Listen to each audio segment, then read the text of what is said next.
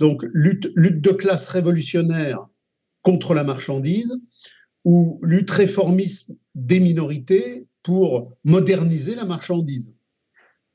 Donc là, on a un clivage entre ce que le spectacle de la marchandise appelle les minorités, la diversité, la richesse de la diversité, dit même le spectacle marchand, et d'autre part, la tradition radicale du discours communiste intransigeant qui part des classes pour revenir aux classes vers l'abolition des classes.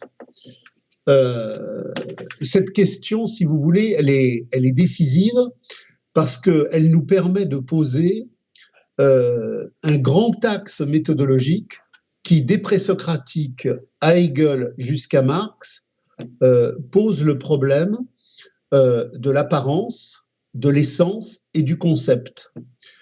Quel est le grand point commun entre Héraclite, Parménide, Hegel et Marx? Du point de vue méthodologique, il s'agit de voir que derrière ce que nous regardons, il y a autre chose derrière l'apparaître phénoménal. Phénoménal, phainomai en grec, phénoménologie chez Hegel. La phénoménologie de l'esprit, c'est le savoir critique de l'expérience subversive du mouvement des forces productives de l'histoire. Ça renvoie à Héraclite et à Parménide, à savoir que le vrai est ce qui est caché derrière l'apparence, sous-entendu l'apparence aliénatoire. De là, on repart sur Marx, on repart sur les manuscrits de 1944, les Grundrisse, le Capital, la critique du programme de Gotha, et on pose le problème qui articule l'ensemble du parcours, à savoir que le fétichisme de la marchandise est ce qui conditionne notre assujettissement à l'ordre du capital à travers une perception qui est confisquée. Autrement dit, nous ne voyons pas ce que nous regardons. Il existe entre ce que nous regardons et ce qui est en profondeur un décalage, et ce décalage, c'est ce qui rend la réalité étrangère à elle-même, l'homme étranger à lui-même, la vie étrangère à elle-même, puisque précisément le fétichisme de la marchandise, en confisquant l'histoire de la vie, confisque simultanément la vie de l'histoire. Donc, la grande problématique du fétichisme de la marchandise, la grande problématique de la radicalité subversive, c'est qu'il y a toujours quelque chose derrière l'apparaître premier. Autrement dit, quand je vois l'histoire en mouvement à un moment donné, pour que les groupes communistes radicaux, tels que Marx et Engels, en ont été l'expression la plus radicale, la plus significative, la plus explosive émerge, il a fallu méthodologiquement, ce qui nous est précisé d'une manière extrêmement claire dans l'introduction au Capital, qui fait référence d'ailleurs à Hegel, puisque Marx dit d'une manière extrêmement explicite que le déclic entre les Grundrisse et le Capital, il est venu de la relecture de la science de la logique de Hegel, qui reproduit et accomplit la phénoménologie de l'esprit, c'est qu'il y a toujours quelque chose derrière l'apparence première, et que la grande différence entre la pensée radicale de subversion et d'insurrection et la pensée soumise de génuflexion et de connivence, c'est que la pensée de soumission fait l'apologie de l'apparence, alors que la pensée radicale fait la critique de l'apparence pour saisir l'essence, et à partir de là fait jaillir le conceptus, qui relie l'une à l'autre et qui permet de comprendre que toute parole étatique, toute parole marchande est imposture par essence. Donc, on retrouve là le grand corpus hegelien qui est reproduit et radicalisé dans le cadre d'une histoire du prolétariat s'abolissant en tant que prolétariat pour faire naître la communauté émancipée, c'est que la vérité s'inscrit toujours en négatif des apparences. L'ordre des apparences, dans la domination réelle du capital, ce n'est plus les classes, ce sont les minorités. Dans la réalité historique du capital en domination formelle, il n'y avait pas des minorités et des couches sociales déambulatoires, mais des classes. Il faut en revenir pour comprendre ce qu'est une classe, ce qu'est la subversion possible de la classe, et pourquoi la pensée subversive du communisme radical est toujours revenue aux classes, en revenir finalement à ce que Marx dit lui-même. Je renvoie vos auditeurs au Capital, je les renvoie au livre 3. Le livre 3 est important puisqu'il est la synthèse du livre 1 et du livre 2. Le livre 1, c'est le procès de production. Le livre 2, c'est le procès de circulation. Et le livre 3, c'est l'ensemble des deux comme synthèse dialectique des contradictions radicales qui font que ce mode de production, à un moment donné, va vaciller dans le procès de caducité de son auto-invalidation. Dans ce livre 3, qui, je rappelle, a été publié après la mort de Marx, j'ai une section 7, et cette section 7 n'est pas terminée. Si vos lecteurs cherchent sur Internet ou prennent leur Pléiade ou quelque édition que ce soit, ils verront que le livre 3 du Capital, au niveau de sa section 7, se termine par inachevé. Mais c'est pas grave, et à la limite, c'est très bien. Parce que les quelques lignes que l'on a là, et qui sont le jaillissement de la pensée subversive de Marx, au plus profond du plus profond, ont permis d'aller à une synthèse qui est lumineuse. Marx, donc, dans cette section 7, pose le problème des classes. Et il pose le problème des classes dans le cadre du mode de production réalisé. Le mode de production réalisé, c'est le mode de production quand la dialectique des forces productives de l'aliénation marchande a produit le marché mondial de la marchandise réalisée et que nous sommes donc face à la domination accomplie du spectacle mondial de la marchandise. C'est le temps contemporain. Quand Marx, dans ce livre 3, produit la section 7, il parle de quelque chose qui est très ciblé, qui est très significatif, c'est le mode de production dans sa pureté essentielle. Qu'est-ce que ça veut dire?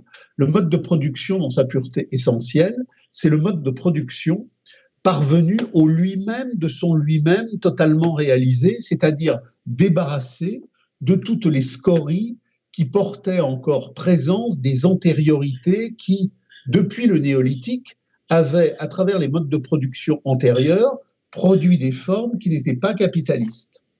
Donc, le capitalisme, dans sa domination réelle achevée, tel qu'il est né à partir de la Première Guerre mondiale, que Marx n'a pas connu, mais que Marx a pointé méthodologiquement, c'est le mode de production pur qui s'est libéré de toute son antériorité précapitaliste. Et qu'est-ce que nous dit Marx? Marx nous dit qu'il y a deux matrices substantielles, le prolétariat et la classe capitaliste. Le prolétariat, c'est la classe universelle de l'ensemble de l'humanité asservie salarialement à la production de plus-value qui permet l'irrigation valorisante de la grande cybernétique de l'automatisme du capital. Et nous avons d'autre part la classe capitaliste,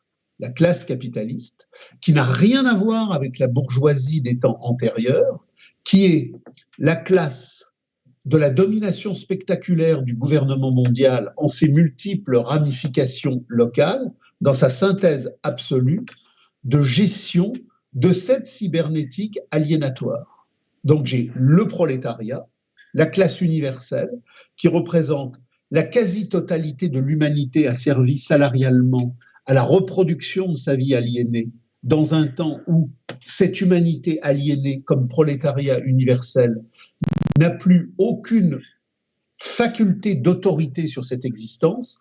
J'ai donc la dépossession absolue, livre 3 du Capital, telle qu'elle avait été positionnée dès les manuscrits de 1944, confirmée dans la guerre civile en France, creusée dans les Grundrisse et aboutie dans la critique du programme de Gotha. Et de l'autre côté, j'ai la classe capitaliste qui n'est plus, comme l'était la bourgeoisie, la classe appropriative d'un rapport de production encore limité de l'aliénation, mais la classe anonyme, circulatoire mondiale du spectacle mondial, mais qui n'est pas propriétaire de la grande cybernétique du capital, qui est devenue un vaste système automate, impersonnel, anonyme, et qui ne porte plus à propriété individuelle, puisqu'il porte à appropriation générique de la totalité de l'humanité aliénée. Alors, certains auditeurs vont se dire, mais c'est curieux parce que j'ai lu des textes de Marx, les luttes de classe en France, où Marx parle de multiples classes. Quand il fait, par exemple, quand il brosse le tableau de la France des années 1848-1860, Marx parle de petite bourgeoisie, de moyenne bourgeoisie, il parle d'artisans, il parle de ceci, il parle de cela. C'est beaucoup plus vaste que ces deux entités. Effectivement, parce que j'ai deux temporalités dans la structuration objective du développement des forces productives. J'ai la domination formelle et j'ai la domination réelle. La domination formelle, c'est le temps où le développement du capital n'est pas son pur lui-même. C'est le temps où il est mixte, c'est le temps où il est mélangé, c'est le temps où il est hétérogène et où, tout en étant le devenir de lui-même, il est en même temps la réception intégrée de l'avant qu'il conserve tout en l'éliminant. Il l'élimine en le conservant et il le conserve en l'éliminant. Donc, la domination formelle, c'est le temps où, puisque le capital n'est pas lui-même, il traîne derrière lui toute une série de séquences hétéroclites qui viennent de l'avant. Donc, quand j'ai Marx qui dresse la réalité critique des luttes de classe en France sous Napoléon III, il dresse le tableau, non pas de la domination réelle achevée du capital moderne pleinement réalisé, mais ce temps mixte où le capital de la domination réelle qui va naître en 14 n'est pas encore là, tout en travaillant à l'être. Il est donc là en filigrane, mais il n'est donc pas là en accompli, et il traîne derrière lui tout ce qui résulte de la révolution capitaliste de 1789, qui subsiste, qui est en train de mourir, mais qui n'a pas encore produit le procès définitif de sa caducité. J'ai donc, quand Marx dresse le tableau des luttes de classe en France, le substrat de ce qui prépare l'advenir de la domination réelle, mais le substrat qui rend compte de ce qui résulte d'une domination formelle encore pleinement présente, à travers toutes les sédimentations de l'Ancien Régime que la révolution capitaliste de 1789 a balayées pour une large part, mais a laissé subsister pour une autre part. J'ai donc des artisans, des moyennes bourgeoisies, des petites bourgeoisies, mais tout ça dans le temps de l'essor de la valorisation accomplie est appelé à disparaître. C'est pour ça que la grande ligne de démarcation entre domination formelle et domination réelle, c'est bien évidemment le temps où disparaît la bourgeoisie. Le temps de disparition de la bourgeoisie, qui est marqué par la domination réelle du capital accompli à partir de la guerre de 14, qui signale l'entrée en décadence du mode de production capitaliste, puisque d'hétérodestructif préalablement, il devient autodestructif. Les crises, baisse du taux de profit, saturation des marchés avant 14, aboutissent à l'hétérodestruction des espaces économiques et historiques très capitalistes par la colonisation mondiale qui va boucler la circonférence de l'empire mondial de la domination du capital à la domination réelle qui voit que la crise de 14, au moment où l'ensemble des colonisations ont effectivement été accomplies, ne peut plus se résoudre qu'en un repartage militaire autodestructif des principaux empires capitalistes en pointe, Angleterre, Europe centrale, France, Russie, États-Unis. Donc, quand Marx, dans sa section 7 du fameux livre 3, positionne la classe capitaliste et le prolétariat, il ne contredit pas ce qu'il a expliqué dans ses ouvrages historiques par rapport à la domination formelle, par rapport aux luttes de classe en France, par rapport à la guerre civile, par rapport aux journées de juin 48, par rapport au coup d'État de Louis-Napoléon Bonaparte. Au contraire, il l'accomplit dans une méthodologie de clairvoyance radicale absolue où enfin, quand il écrit cette fameuse section 7, il voit le capitalisme du XXIe siècle. Je dis toujours, reprenant Bordiga, que le Capital n'est pas un document qui expose la biologie du capital, il est un document au sens large, foisonnant, qui expose cette biologie en tant qu'elle exprime déjà la nécrologie. Donc Marx, contrairement à tous les bénets universitaires qu'il croit, qui s'imaginent qu'il a décrit le vieux capitalisme du XIXe siècle, a au contraire totalement anticipé toute la radicalité moderne. Et si les clowns sociologiques qui de temps en temps se permettent de pointer que Marx avait ignoré le Fordisme, que Marx ignorait la post-modernité, etc., Marx avait bien évidemment tout positionné sur ce terrain-là, avec une radicalité méthodologique bien supérieure à ceux qui croient aujourd'hui avoir découvert quelque chose, puisqu'effectivement, Marx, en tant qu'expression des luttes de la classe radicale, les plus radicales de son temps, a tout prévu, non pas parce que ce serait un démiurge particulièrement choisi par les dieux, mais tout simplement parce qu'en tant qu'il était l'expression la plus radicale des luttes objectives, et puisque ces luttes objectives exposaient et identifiaient la matrice radicale du tangible des forces productives, ça lui a permis, dans le cadre de la Première Internationale, en tant qu'il était l'expression la plus radicale des groupes les plus radicaux, de tout prévoir, non pas par génie, mais par méthode. Donc, le capitalisme moribond du XXIe siècle, qui s'achemine progressivement vers sa crise terminale, il l'a vu, il l'a écrit, il l'a anticipé. Donc, si je comprends bien cette fameuse section 7 du livre 3 du Capital, et que surtout, je fais référence au fameux 6e chapitre du Capital, ou chapitre inédit, j'ai la parfaite compréhension de ce qu'est la classe. La classe de la domination réelle réalisée du capital contemporain, c'est-à-dire celui de la dictature démocratique du profit absolutiste parfaitement réalisé universellement, c'est effectivement cette position où j'ai le prolétariat, classe universelle de la totalité de l'humanité asservie, et la classe capitaliste qui est effectivement la classe salariée formelle, parce que qu'est-ce qu'aujourd'hui un membre de la classe capitaliste, c'est plus Michelin, possesseur des actions Michelin, c'est effectivement quelqu'un qui est salarié formel.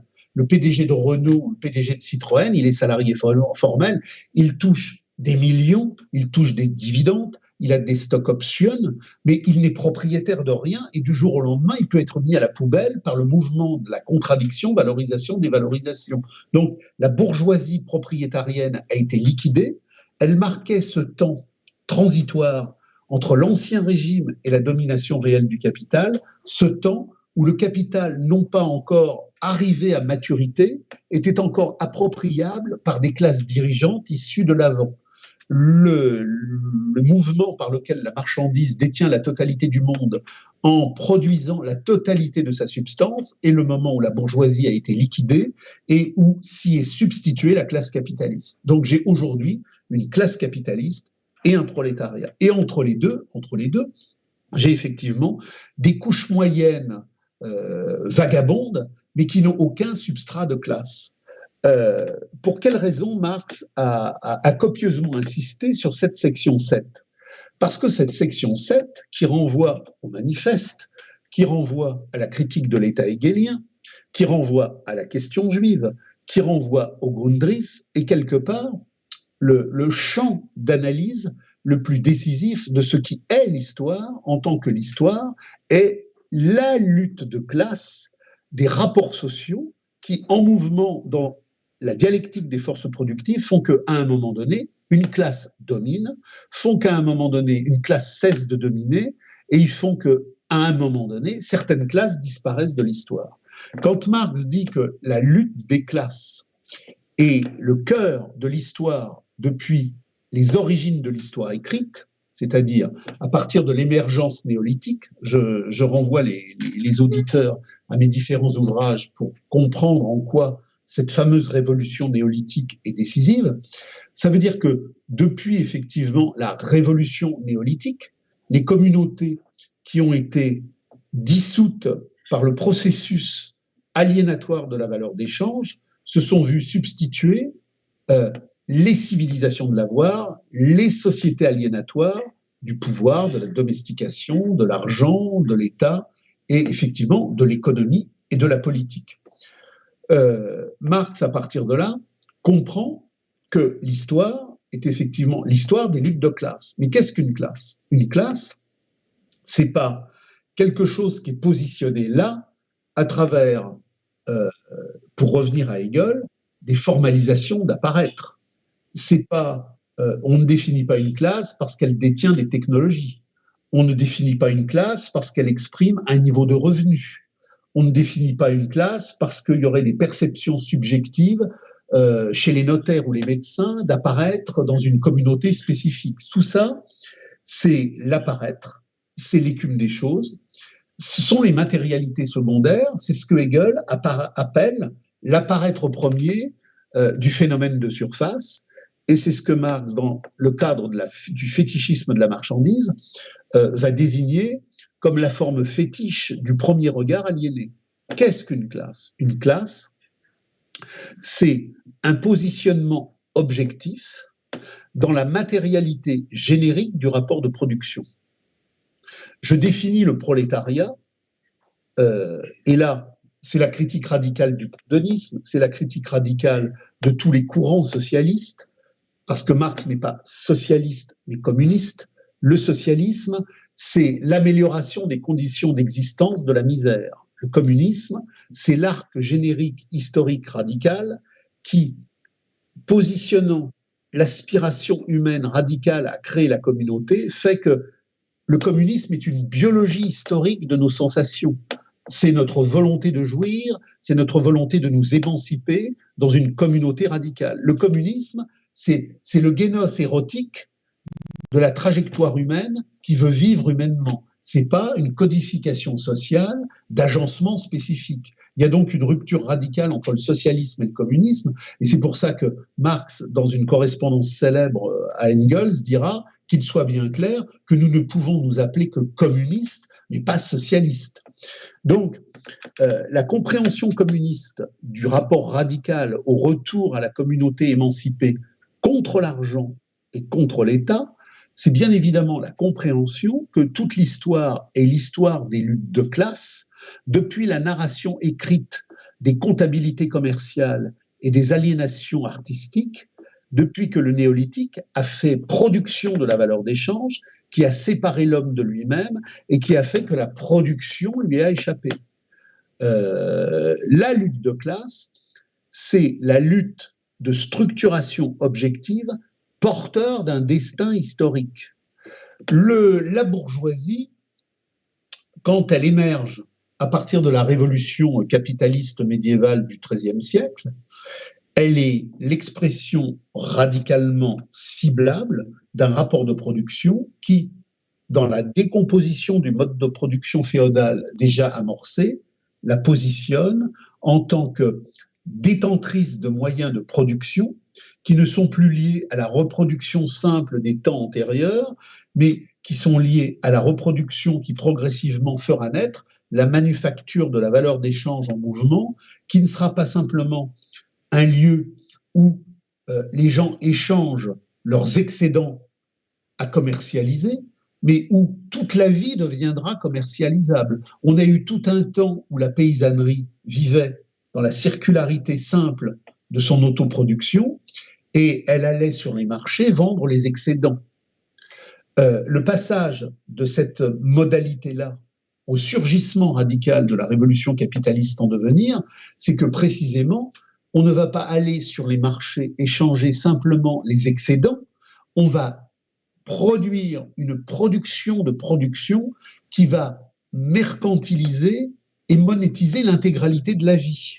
Ce qui fait qu'aujourd'hui, j'ai effectivement l'homme marchandise absolu, contrairement à ce qui se passait dans l'Ancien Régime où le capitalisme était simplement en essor, je n'ai plus des petits espaces de capitalisation à côté d'une économie dite traditionnelle, comme le disait Marx ou Rosa Luxembourg. J'ai la vampirisation satanique de la marchandise qui s'est emparée du monde, et tout est marchandise, puisque même le sexe, les ovules, les ovaires, le sang sont devenus industrie pharmaceutique de la reproduction aliénée, de la capitalisation des hommes et des femmes. Et on peut effectivement aujourd'hui, dans le cadre de la PMA et de la GPA, acheter des bébés sur Internet. Donc ça, c'est sous-tendu au XIIIe siècle, dans les premiers essors de la révolution capitaliste médiévale qui découle du néolithique, mais il a fallu une temporalité très allongée, très étendue, pour qu'on en arrive effectivement à l'horrible modernité démocratique de la marchandise totalitaire telle qu'elle existe aujourd'hui. Mais donc, j'ai une bourgeoisie qui, dans le cadre de l'Ancien Régime, c'est clairement où elle est positionnée par rapport aux ordres de l'Ancien Régime. J'ai le clergé, j'ai la noblesse et j'ai le tiers-état, qui sont des ordres statiques dans la reproduction statique d'une économie où la rente foncière est statiquement organisée, certes dans un mouvement, mais dans un mouvement cadré qui, pour reprendre Héraclite ou Parménide, pourrait s'appeler mouvement immobile. Je vais passer d'un mouvement immobile à un mouvement mobile et à un mouvement ultra-mobile. C'est le développement des contradictions de la rente foncière vers la rente industrielle, vers la rente commerciale. Et là, entre la révolution du XIIIe siècle et la fronde sous Louis XIII et Louis XIV, je vois émerger une force sociale qui s'appelle... Mais la bourgeoisie n'est pas déterminée par son niveau de revenu. La bourgeoisie n'est pas déterminée par les imaginaires qui la traversent dans ses poésies ou la philosophie des Lumières marchandes. Elle est d'abord positionnée par le rapport de production qui en fait le champ de possession d'une structuration sociale en mouvement qui est en train de devenir prédominante. Et la bourgeoisie, dès lors, elle a un projet politique.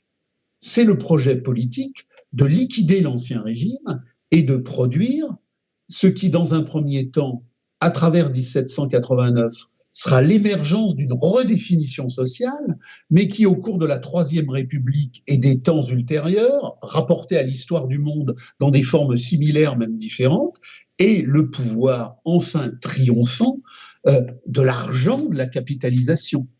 Donc, la bourgeoisie existe comme classe parce qu'elle a une place dans le rapport de production et qu'il découle de ce rapport de production qu'elle a un projet radicalement différent de l'antériorité et que ce projet lui permet de remodeler l'histoire dans une mobilité qui crée innovation. La bourgeoisie, c'est donc une classe. Cette classe, bien évidemment, au fur et à mesure que le capital va se développer, va s'anonymiser à travers les sociétés par action et de baisse du taux de profit en saturation des marchés, va produire ce que Marx appelle le cosmopolitisme de la marchandise et condamné à disparaître dans les jeux financiers, dans les articulations bancaires, dans la dette et dans la gigantesque mise en marche de la fusion propre à la domination réelle qui voit le capital industriel fusionner avec le capital financier dans le cadre d'une domination du capital financier sur le capital industriel, puisque crise de la baisse du taux de profit, crise de la saturation des marchés, ça oblige à une monétarisation et une fictivation infinie de l'économie qui, aujourd'hui, explose au XXIe siècle, mais que Marx a parfaitement compris, analysé, délimité et défini dans le livre 2 et dans le livre 3 du Capital. Donc, la bourgeoisie, c'est clair, c'est une classe. Les notaires, c'est pas une classe. Les médecins, c'est pas une classe. Les publicitaires, c'est pas une classe. C'est ce que Marx appelle des métastases de la classe capitaliste en domination réelle et des métastases de la bourgeoisie en domination formelle. La bourgeoisie a un projet. La bourgeoisie a un projet compte tenu du rapport de production qui est la mise à jour, l'enfantement du mode de production capitaliste. Les notaires, les médecins, les gendarmes, toutes ces couches sociales qui tournent autour, elles sont à la remorque, elles n'ont pas de projet spécifique. Leur projet spécifique, pour autant qu'il existerait dans la fantasmagorie de leur subjectivité, c'est effectivement de suivre le vent dominant des rapports sociaux qui leur sont les plus utiles. C'est pour ça que on voit par exemple, dans le cadre d'une crise sociale à un moment donné, des gendarmes ou des soldats qui font mutinerie, parce qu'il y a une contradiction entre l'aspiration humaine a existé et la couverture sociale de l'enfermement. Mais comme le dit Marx, ces fameuses couches moyennes ne peuvent pas avoir de projet autonome. Elles sont condamnées à être constamment en bascule, en mouvement, entre la lutte des vraies classes, c'est-à-dire bourgeoisie et prolétariat. Donc, la bourgeoisie disparaît dans la domination réelle achevée, qui est matérialisée par la Première Guerre mondiale, et s'y substitue la classe capitaliste universelle. Dans le même temps, le prolétariat arrive comme sujet historique accompli, puisqu'il y a effectivement un prolétariat de la domination formelle et il y a effectivement un prolétariat de la domination réelle. Le prolétariat de la domination formelle, ce sont toutes ces structurations qui commencent avec le grand mouvement des enclosures sous Henri VIII en Angleterre et qui voient des dizaines et des dizaines de milliers de paysans expulsés des communaux traditionnels et obligés à la déportation dans les camps de concentration usiniers de la modernité urbanistique du capital en mouvement. Le prolétariat de 1848, c'est pas le prolétariat de 1871. L'histoire bouge, l'histoire avance.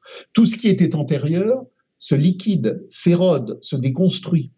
Et je vais aboutir au prolétariat moderne du XXIe siècle, de la domination réelle achevée, c'est-à-dire un prolétariat qui a quasiment perdu tous les liens à l'antériorité. C'est pour ça que la section 7 est très importante, parce qu'elle, en rappelant à nos auditeurs qu'elle est écrite au XIXe siècle, mais qu'elle pointe le XXIe siècle dans ce rapport de prévision méthodologique où Marx, relisant Hegel, a compris que l'advenir est contenu dans le temps présent si je creuse méthodologiquement la phénoménologie des rapports de production qui le structurent. Donc, j'ai dans cette fameuse section 7 la réalité mondiale de la lutte des classes de l'année 2016. J'ai donc un prolétariat et une classe capitaliste qui se définissent de quelle manière? D'une manière tout à fait simple. La classe capitaliste a pour seul et unique projet que de maintenir l'hégémonie du cosmopolitisme de la marchandise au niveau mondial à travers le chaos terroriste, le chaos monétaire, puisque je suis au moment où commencent à se réaliser les podromes de la crise terminale du capital. La baisse du taux de profit, qui est la loi de mort du capital, est en train d'atteindre son point le plus haut, qui fait que le capital, à mesure qu'il se matérialise, se dématérialise, à mesure qu'il se met en mouvement, se met en anti-mouvement. C'est ça la classe capitaliste aujourd'hui, c'est la classe de ces représentants du gouvernement du spectacle mondial qui ont pour fonction de permettre à tout prix, de sauvegarder la logique totalitaire de la marchandise en mouvement. Et de l'autre côté, j'ai le prolétariat qui est la synthèse de toutes les insurrections et de toutes les radicalités qui émergent depuis le néolithique et qui a placé l'ensemble de l'humanité dans un positionnement objectif qui fait que le prolétariat, en tant qu'il est l'humanité la plus aliénée de l'humanité aliénée, est en même temps, dans son rapport universel à la crise, le seul levier de radicalité qui peut paralyser la machine de l'oppression, la casser et l'invalider en tant qu'il est l'expression universelle de l'aliénation universelle en tant que conscience fausse, qui, quand la crise terminale du procès de production de la valorisation s'invalidera, verra la conscience fausse s'invalider pour produire le jaillissement potentiel de la conscience vraie. Donc, ce que Marx a voulu montrer, c'est que l'histoire n'est pas une histoire de lutte, c'est pas une histoire de mouvement, de passion, de rébellion qui circulent comme ça par hasard, à travers des pulsions, des contre-pulsions, à travers des émotions, à travers des sensations, à travers des rêves, à travers des illusions. L'histoire est une lutte de classe. C'est pas une lutte, c'est une lutte de classe. Et on ne peut pas comprendre les classes si on ne comprend pas la matérialité objective qui les fait, en tant que c'est cette matérialité objective qui fait l'objectivité matérielle du sens de l'histoire. Le sens de l'histoire, c'est sa direction et sa signification. Il existe du néolithique jusqu'à aujourd'hui un sens de l'histoire qui fait signification et qui fait direction. Le capitalisme ne pouvait pas précéder l'esclavagisme, l'ancien régime ne pouvait pas précéder le capitalisme. Il y a un ordre logique dans le développement de ce temps aliénatoire. Je mets de côté la spécificité orientale et africaine du despotisme oriental dont on a déjà parlé et sur laquelle on pourra revenir. Je parle bien évidemment de la spécificité qui a fait jaillir le capitalisme industriel de la domination réalisée de la dictature démocratique du capital. Donc, cette section 7, elle est difficile, elle est difficile, non, elle est courte, mais elle est difficile par sa richesse intérieure, parce que, comme elle est courte, elle dit tout en très peu de mots, et ce très peu de mots nous permet de comprendre que le seul objectif, le seul positionnement, la seule matérialité de la conscience critique, c'est vive la lutte de classe radicale du prolétariat universel pour l'abolition de la marchandise, pour l'abolition de l'argent, pour l'abolition de l'État, et donc pour l'abolition définitive du fétichisme de la marchandise et l'émergence de la communauté humaine émancipée. Et à partir de là, je définis un fil méthodologique qui est absolument incoercible. Je ne peux pas en sortir si je veux comprendre la radicalité du mouvement de l'auto-émancipation humaine et si je veux me positionner dans cette perspective-là. Tout ce qui n'est pas lutte de classe radicale est contre-révolution radicale. Toute pensée, toute action qui n'est pas articulée sur la compréhension que tout le temps contemporain est la lutte de classe radicale, active, passive, visible, invisible, aliénée, désaliénée, entre le prolétariat et la classe capitaliste, fait que celui qui n'a pas ce pensée-là ne peut être qu'un mercenaire de l'ordre capitaliste. Autrement dit, dès lors que ma pensée, mon activité, ma militance, mon discours, mon agitation n'est pas articulée sur la compréhension radicale de la lutte de classe prolétariat, classe capitaliste, je tombe invariablement dans le camp des mercenaires du capital, conscients, inconscients, rémunérés métaphoriquement, rémunérés matériellement, peu importe. Ce que veut montrer Marx à partir de là, dans la continuité objective, manuscrit de 44, critique du programme de Gotha, le capital, les Grundrisse, c'est que toute pensée qui ne s'articule pas sur la lutte de classe radicale est condamnée à être récupérée par le capital. Et c'est là où on fait une différence essentielle entre les classes et les groupes sociaux. Aujourd'hui, on assiste à une élimination totale de la classe, du prolétariat. Ce qu'il faut comprendre, c'est qu'en domination formelle, le capital avait besoin de parler au prolétariat et de parler du prolétariat, même s'il l'appelait classe ouvrière, en le sociologisant. Pour une raison très simple, c'est que la domination formelle est le temps qui voit surgir l'État-nation.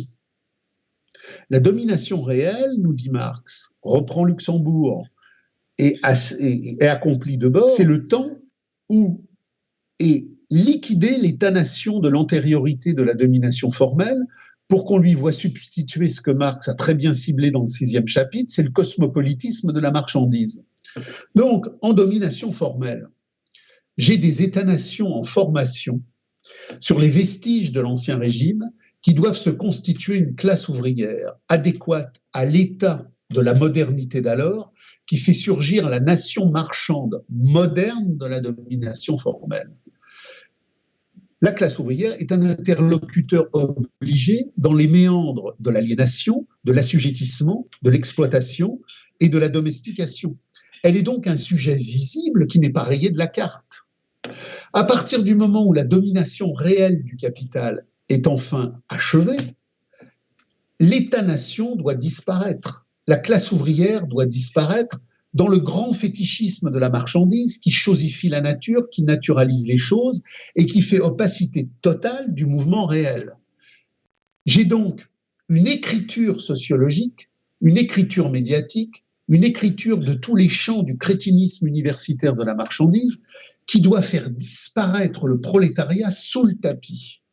Je vais donc assister à l'émergence d'une déconstruction du mouvement réel, d'une déconstruction de tout ce qui a fait la pensée subversive du prolétariat révolutionnaire et de tous les groupes communistes intransigeants qui, autour de Marx, Rosa Luxembourg, Debord, les groupes radicaux allemands, ont fait position de à bas la marchandise, vive le communisme, à bas l'argent, vive la communauté. J'ai donc cette course en avant à la déconstruction du temps et de l'espace qui se matérialise d'ailleurs très très bien dans l'insipidité universitaire française. Vos auditeurs peuvent faire référence par exemple à Althusser pour le structuralisme classique, qui va complètement désubvertiser le capital et qui va même demander à ses lecteurs de ne pas lire la fameuse section où le fétichisme de la marchandise positionne l'articulation de la démonstration en général, parce qu'on dans ce temps de la domination réelle en mouvement qui conduit à aujourd'hui, dans les années 1960 qui ont précédé 68, j'ai vu émerger un structuralisme universitaire dans le marxisme universitaire de l'imposture, où on disait aux gens, mais il n'y a plus de sujet subversif. Finalement, Marx, il n'a absolument pas parlé de la critique sociale radicale d'une explosion humanitaire contre l'argent. Il définit des catégories économiques qui permettent de gérer un capitalisme d'État équilibré. Et dans le même temps où j'avais Althusser, valet du capitalisme d'État stalinien et maoïste, qui nous disait quand vous lisez Marx, la subversion sociale, rien à voir, circuler, approvisionnez-vous aux catégories d'une économie scientifique équilibrée qui serait purement cognitive.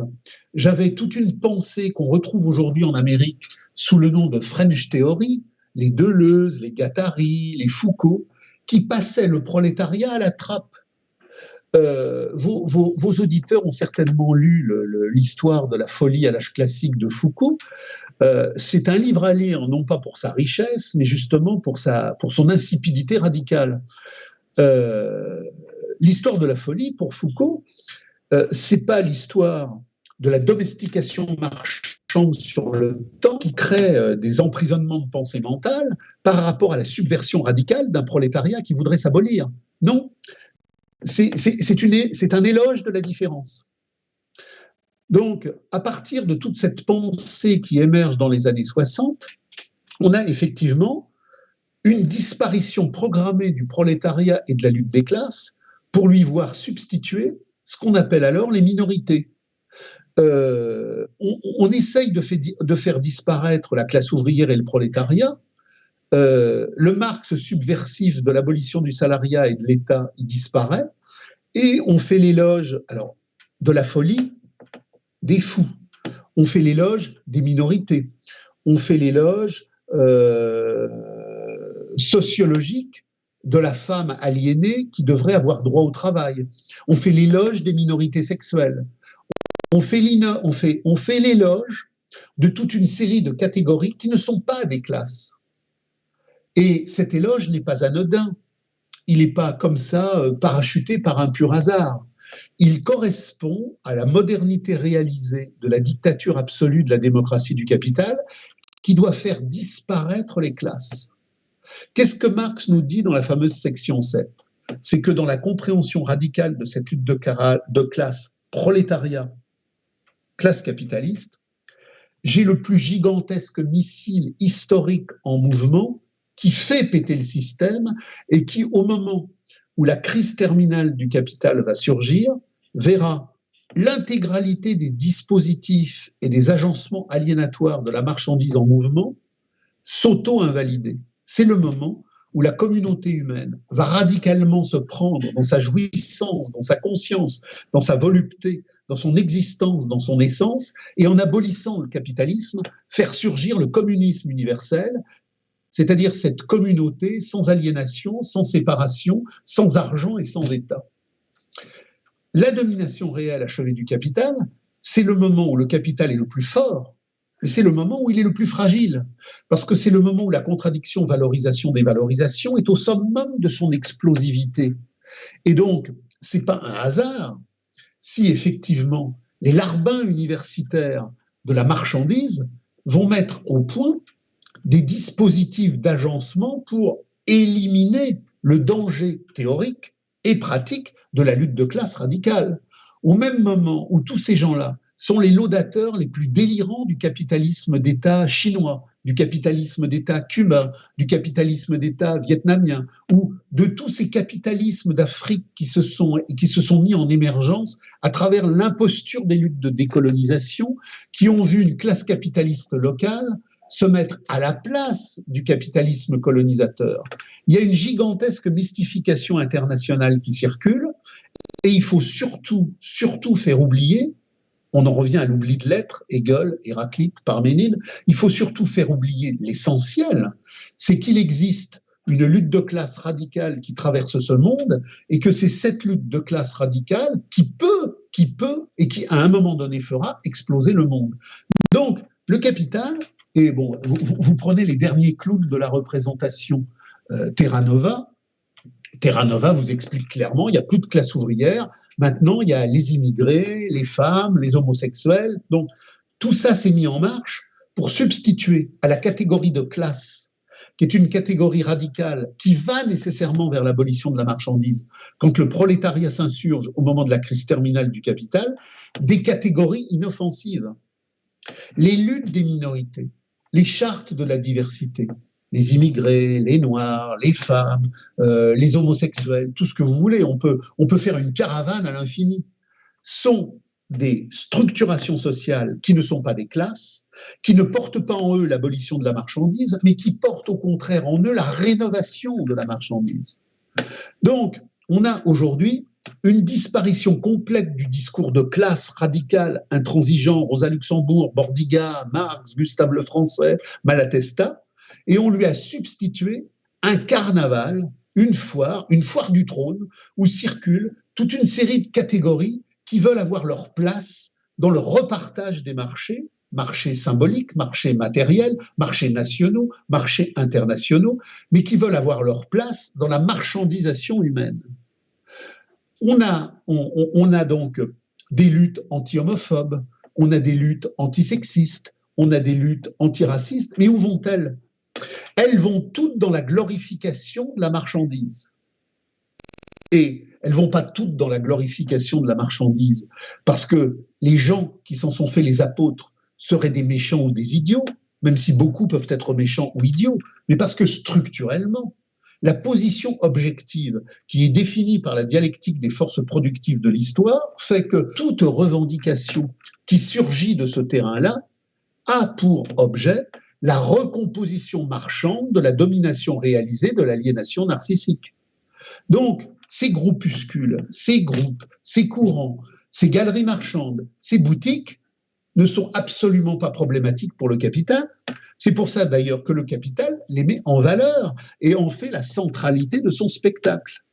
Le capital n'a peur que d'une chose.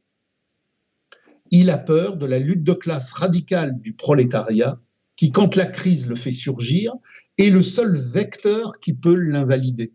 Le capital, il a eu très peur en mai 68, et c'est précisément parce qu'il a eu très peur en mai 68 qu'il a activé l'armée de réserve immigrée pour substituer au prolétariat communard européen de conscience radicale antisalariale un prolétariat de réaménagement de la marchandise qui, dans la substitution des remplacements mis en mouvement, ne lui pose pas de problème, puisque les seuls problèmes qui peuvent avoir lieu sont, même quand il y a des émeutes, nous voulons le repartage de la marchandise. On a exactement la même problématique pour ce qu'on appelle les luttes de femmes, les luttes homosexuelles, toutes les luttes écolo-bobo périurbaines. Il s'agit d'aménager la marchandise. Donc, ce qu'il faut comprendre, c'est que il existe une frontière radicale entre la pensée subversive et la pensée de soumission. C'est la compréhension totale, critique de ce qu'est la lutte de classe, puisque la lutte de classe est le seul rapport de compréhension théorico-pratique qui permet l'émergence du communisme, c'est-à-dire de la communauté humaine libérée définitivement de l'argent et de l'État. Et ce qui est très significatif, c'est qu'aujourd'hui, la pollution de la marchandise est si répandue que si vous allez sur Internet, bon, moi j'y vais pas parce que ça m'emmerde globalement, mais j'ai beaucoup de correspondants qui m'en parlent, vous avez encore des micro-chapelles en décomposition qui se réclament de Marx, qui se réclament de l'abolition de l'argent, qui se réclament de l'abolition de l'État, mais qui ont tellement été intégrés au dispositif capitaliste qu'ils ont été obligés d'intégrer la totalité du dispositif capitaliste dans leur catéchisme statique qui est sans compréhension radicale de la dynamique de lutte de classe. Et ils sont tellement pollués et investis que même quand ils parlent de la lutte de classe, ils en parlent d'une manière totalement aliénée, fétichisée et marchandisée. On voit des groupuscules qui vous disent vive la lutte de classe, virgule, contre l'homophobie, contre le sexisme, contre le racisme. Bref, le MEDEF fait du matin au soir propagande pour la domination réalisée de la marchandise en expliquant qu'il est pour une marchandise émancipatoire, sans sexisme, sans homophobie, sans racisme, avec des réfugiés, avec une charte de la diversité. Et vous voyez des pingouins ultra-gauche en décomposition qui disent abolition du salariat, mais qui reprennent tout le discours du MEDEF après la virgule. Donc, on a des clowns complètement contre-révolutionnaires qui ont depuis très longtemps abandonné la méthodologie radicale, qui parlent quasiment jamais de Rosa Luxembourg ou de Bordiga, mais qui vous parlent de l'école de Francfort, de Marcuse, éventuellement de Foucault, de Lukács, c'est-à-dire de toute une série de gens qui ont certes parlé de la radicalité de Marx, mais pour la désubvertir et pour en faire un outil de police mentale pour contrôler la classe ouvrière. Donc, aujourd'hui, la domination réelle du capital est totalement achevée, mais elle est totalement achevée au sens où, à part quelques dizaines d'individus qui, ici ou là, maintiennent la radicalité subversive des luttes de classe intransigeantes pour l'abolition de l'État et de l'argent, voient toute une série de micro-cénacles en décomposition qui n'ont absolument pas compris le saut qualitatif de la domination réelle. Et donc, il n'est donc pas étonnant que les derniers groupuscules moribonds de l'extrême gauche du capital ou de l'ultra-gauche du capital aient exactement sur les couches sociales, sur les diversités, sur les nouvelles luttes, le même discours que le MEDEF. Marx et Engels, dans la radicalité du positionnement qui a fait surgir le projet communiste, ont posé la prostitution universelle des femmes, mais ils n'ont jamais été féministes. Le féminisme, c'est le discours par lequel l'homme de la marchandise concède à la femme de la marchandise l'égalité en la marchandise. Marx et Engels ne se sont pas battus pour que la femme s'émancipe en la marchandise, ils se sont battus pour que la femme s'émancipe avec l'homme, contre la marchandise, dans l'abolition universelle de l'argent.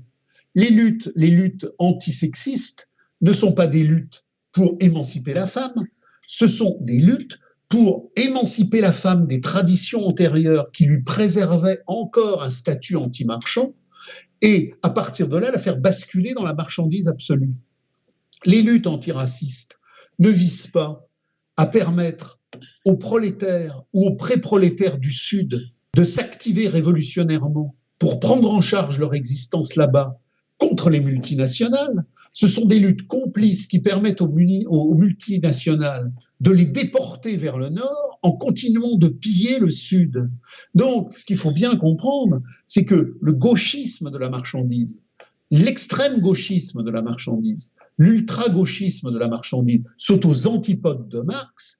Ils sont aux antipodes de Marx, tout simplement parce qu'ils se situent aux antipodes de la compréhension radicale de la lutte de classe, compréhension radicale de la lutte de classe qui est le socle intangible, qui est le socle irréfragable du vrai discours critique sur le monde et sur le refus de l'aliénation du monde.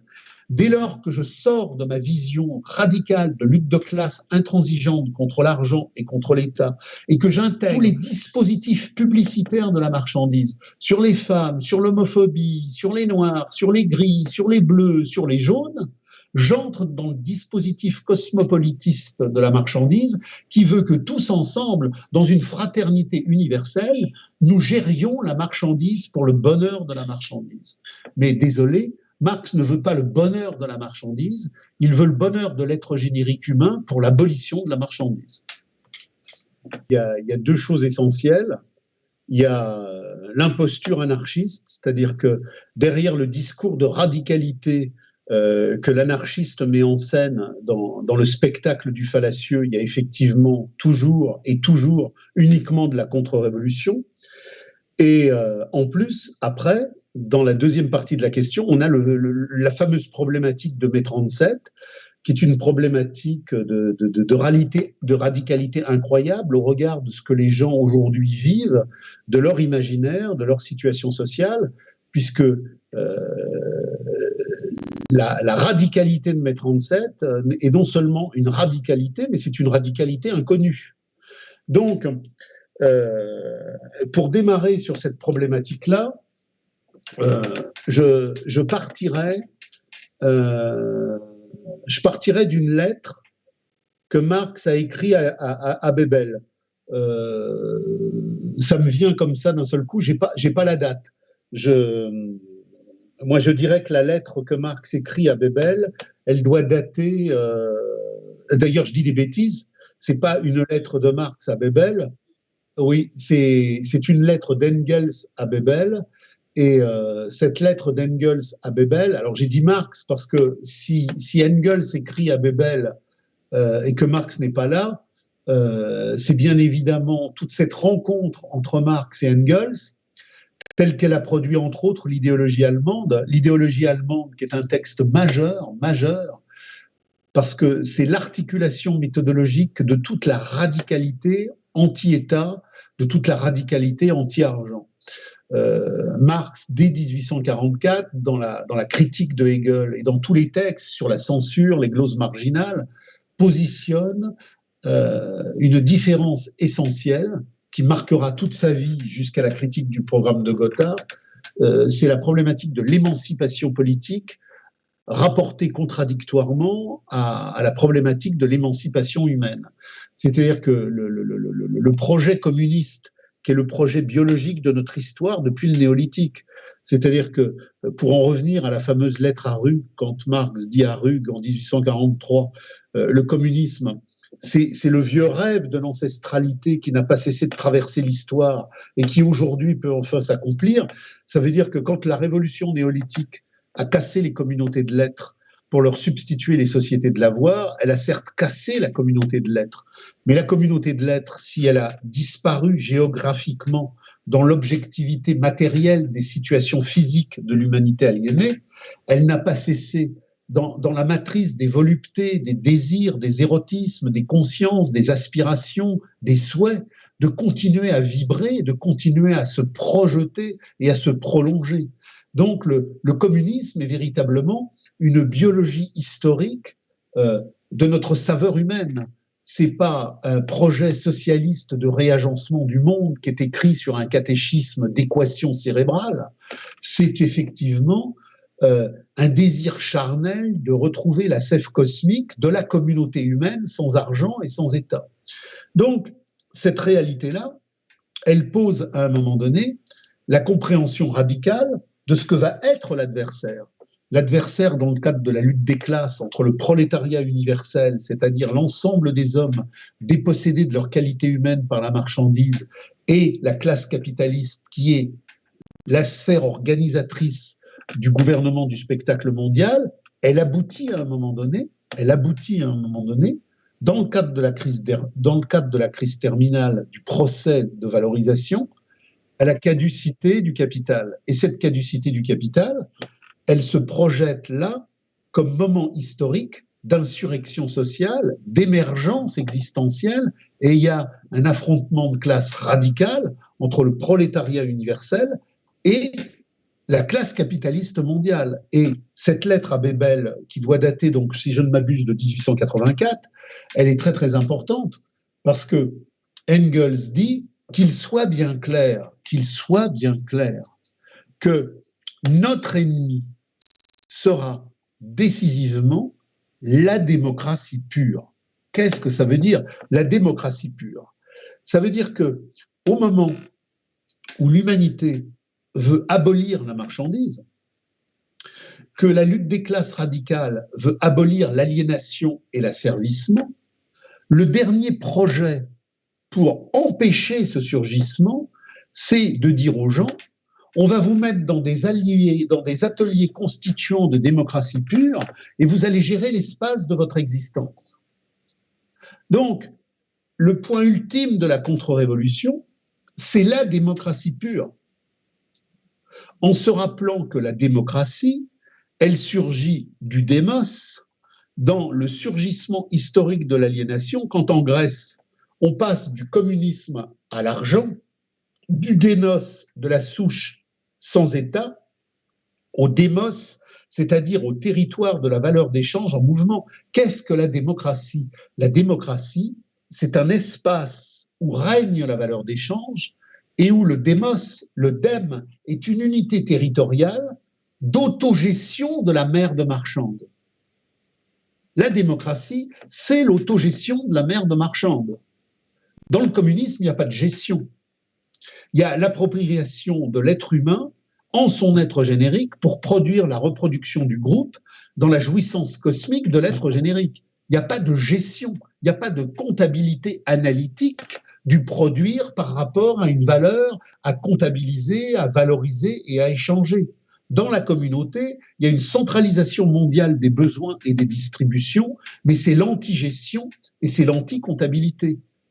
Donc, tous les groupes radicaux qui, dans les années 30, ont surgi autour du réveil communiste, autour de Bilan, autour de l'Union communiste, dans des formes données, avec des imperfections, avec des opacités, ont compris que l'ennemi absolu du prolétariat qui veut s'abolir pour produire la communauté émancipée, dans sa forme supérieure, c'est la démocratie.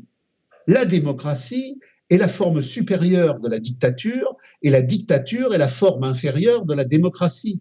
La démocratie est par essence la valeur en mouvement de l'échange dans le démos territorial des hommes assujettis à un territoire valorisé par l'échange du territoire de la valeur d'échange. Donc, cette lettre à Bebel est décisive, et elle est d'autant plus décisive qu'on est dans une époque où Engels était déjà dans un glissement plus ou moins social-démocratique, alors même qu'il était dans ce glissement, en souvenance de l'idéologie allemande et des grandes confrontations avec Marx, même si le poids du temps qui n'était pas à la Révolution le faisait effectivement parfois aller là où il n'aurait pas dû aller, il avait quand même ce sursaut méthodologique et il rappelle à Bebel qu'il doit être clair que c'est effectivement toujours la démocratie qui fusille le prolétariat. C'est la démocratie qui fusille le prolétariat en juin 48, c'est la démocratie qui fusille le prolétariat à la Commune de Paris. Et je rappelle à vos auditeurs que Rosa Luxembourg, expression la plus radicale de toutes les fractions qui en Allemagne ont émergé au moment effectivement de l'insurrection spartakiste, n'a pas été fusillée par le Parti national-socialiste hitlérien, mais le Parti social-démocrate de Schneiderman et de Nosk.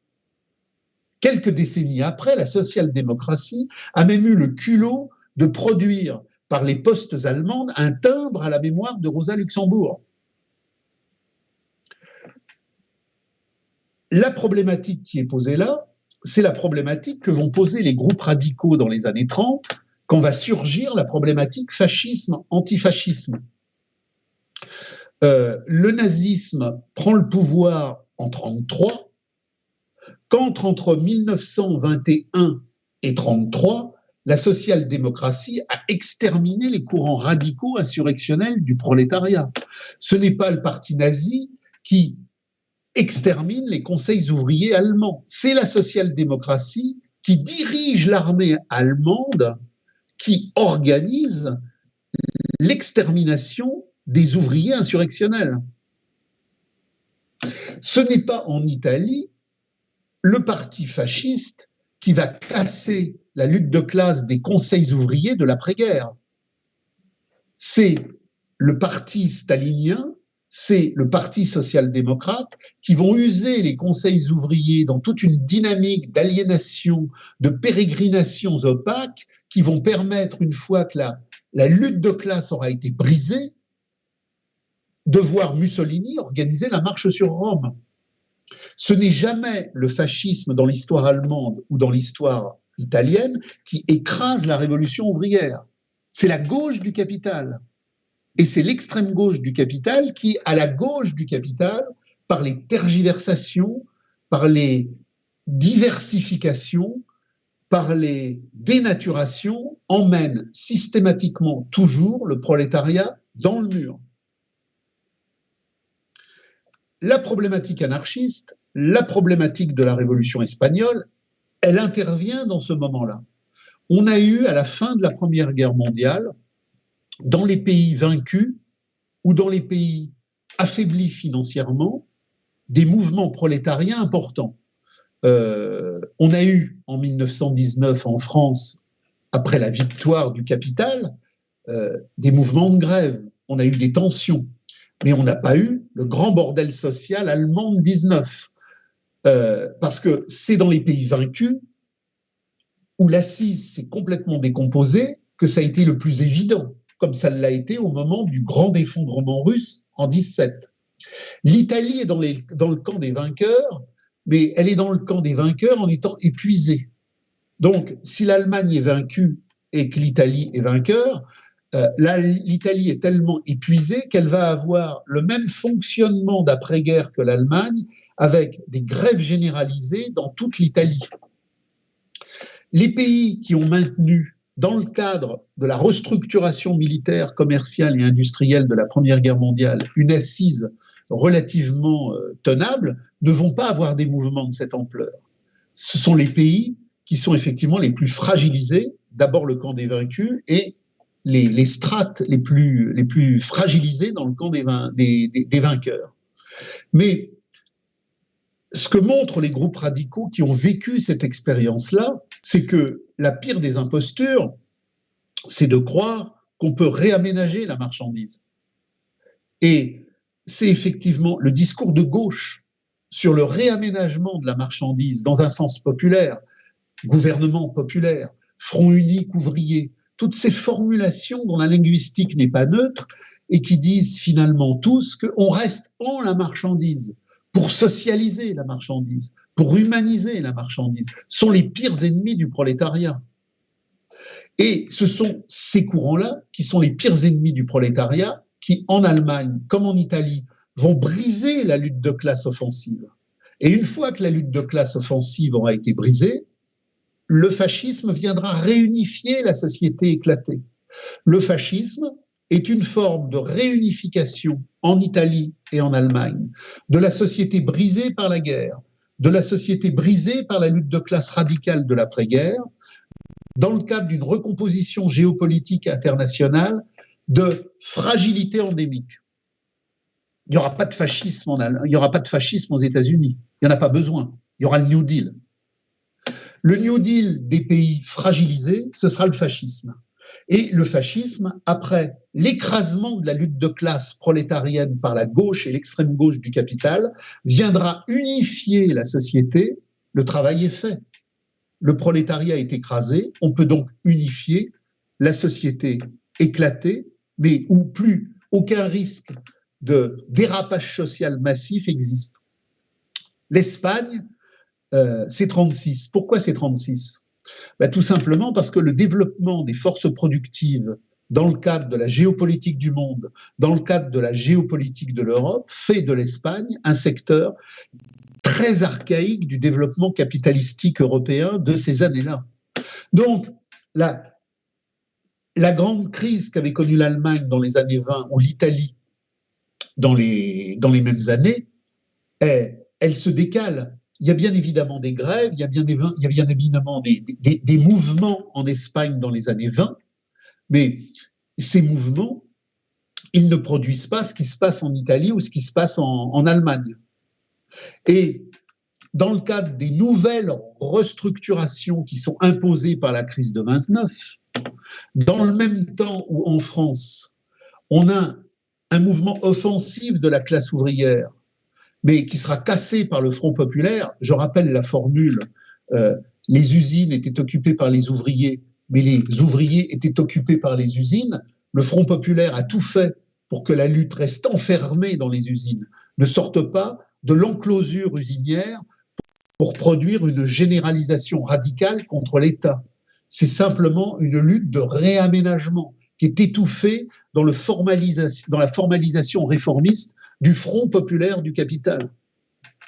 En Espagne, on a à la fois un historique différent, on a à la fois une crise qui va cumuler celle de 29 et celle des difficultés de l'après-guerre, et qui va faire que là, et seulement là, en 1936, compte tenu de l'histoire spécifique du moment et compte tenu de l'histoire de la longue durée, à travers toute la spécificité espagnole, et je rappelle que Marx a travaillé en particulier la spécificité espagnole en montrant que l'histoire de l'Espagne n'avait rien à voir avec le féodalisme classique qu'on avait connu en Europe, mais que dans le champ justement de la Reconquista, s'était construit une monarchie spécifique qui, dans son agencement à la rente foncière, faisait que l'histoire de l'Espagne s'apparentait davantage au despotisme oriental qu'au féodalisme occidental. On a donc là des communautés spécifiques qui renvoient au despotisme oriental, mais qui, compte tenu de la temporalité ouverte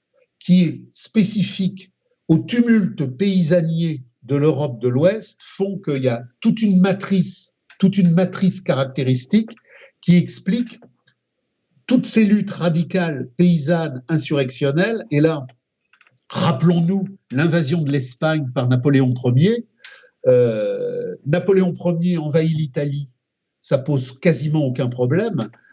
Quand Napoléon Ier met Joseph, son frère, à la tête de l'État espagnol pour moderniser l'Espagne dans le sens de la révolution capitaliste de 1789, on a une chouannerie puissance 600 et on a des millions d'Espagnols qui prennent les armes, non pas simplement dans un rapport patriotique anti-français à l'armée napoléonienne, mais par rapport à la défense des fueros, des germanias, de toute cette spécificité foncière communeuse espagnole.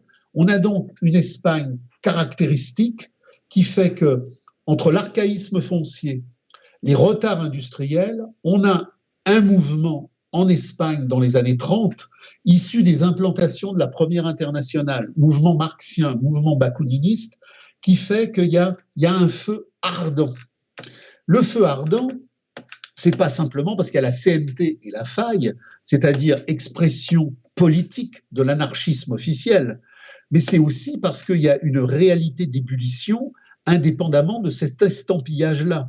Les ouvriers ne sont pas radicaux parce qu'ils sont à la CNT, les ouvriers sont à la CNT parce qu'ils sont radicaux.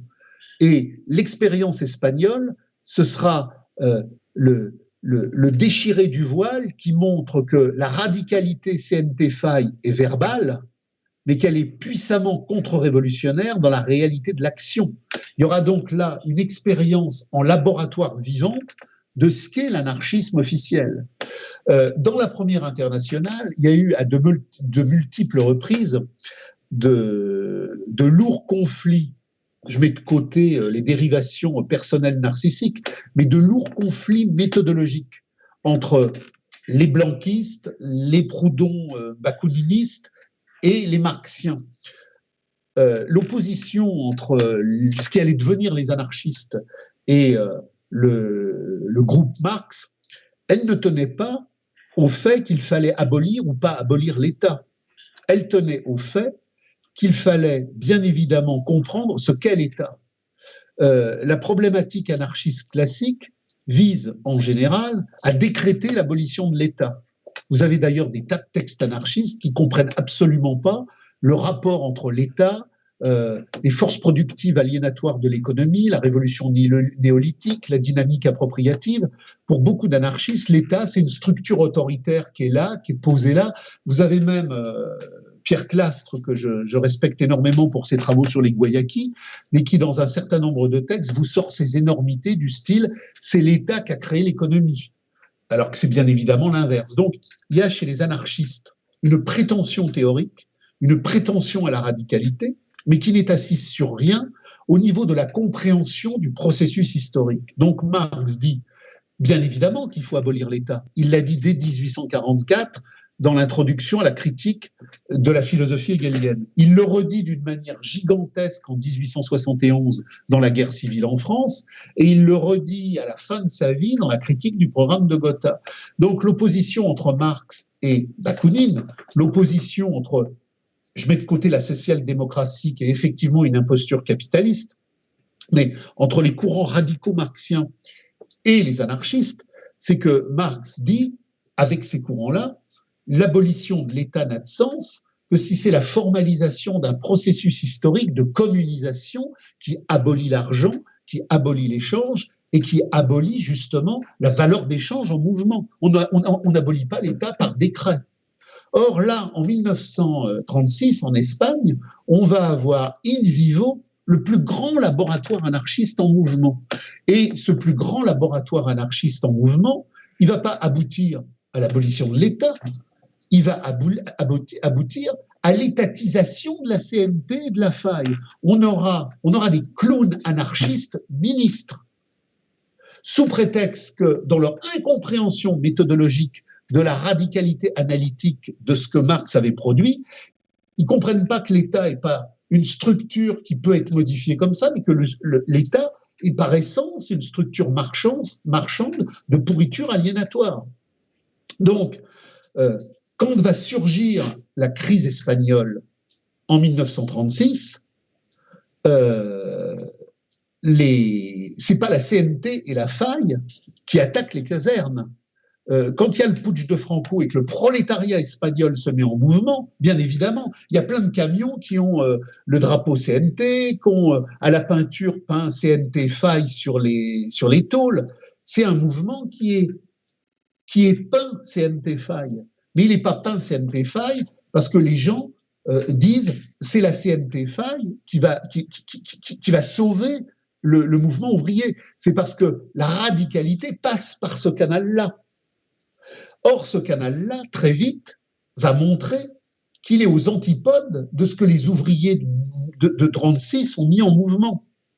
Il y a un groupe à l'époque qui s'appelle Bilan, qui est un groupe de radicalité bordiguiste qui va beaucoup plus loin de Bordiga, qui sera toute sa vie encore enfermé dans les prismes du léninisme et du bolchevisme, et qui dit très clairement, le 16 juillet, les milices ouvrières sont une milice radicale qui est porteuse de subversion, mais dès le lendemain, à partir du moment où l'État est laissé en place, cette milice ouvrière de radicalité potentielle devient un agent capitaliste. Quand le coup d'État de 36 a lieu et que Franco, avec l'armée d'Afrique, c'est-à-dire des milliers de Marocains embrigadés dans l'armée espagnole, sans conscience radicale, vont se mettre en mouvement pour écraser la réalité ouvrière espagnole. Les milices ouvrières se mettent en mouvement et ces milices ouvrières sont en situation de radicalité, sont en situation d'extrémisme. En Catalogne, qui est le lieu majeur de l'implantation de la CNT et de la faille, Campanis, qui rédigera ses mémoires, voit le tumulte. Il s'imagine que les dirigeants de la CNT vont débarquer chez lui, lui botter le cul et le foutre dehors. Mais pas du tout. Il les voit arriver et les dirigeants de la CNT et de la faille lui disent on va travailler ensemble contre le coup d'État franquiste. Donc, pour en revenir à Marx dans la lettre à Bebel, pour en revenir à la réalité de la compréhension de la lutte de classe radicale, le prolétariat, dans son mouvement d'auto-abolition, dans sa radicalité subversive, se bat contre le capital et il se bat contre l'État. Il ne se bat pas contre une fraction du capital, il se bat contre toutes les fractions du capital. Et là, on retrouve la problématique de la phénoménologie de l'esprit avec apparence et essence. La marchandise, c'est pas la droite. La marchandise, c'est pas l'extrême droite. Ça, c'est le discours gauchard de la publicité aliénatoire pour faire du prolétariat l'assujetti absolu et éternel à la gauche, avec les flics de la gauche, de l'extrême gauche et de l'ultra-gauche du capital.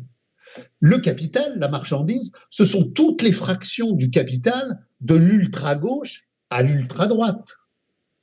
Du courant trotskiste le plus extrémiste au courant franquiste le plus extrémiste, tous les courants du capital aspirent à reproduire la marchandise sous une forme ou sous une autre.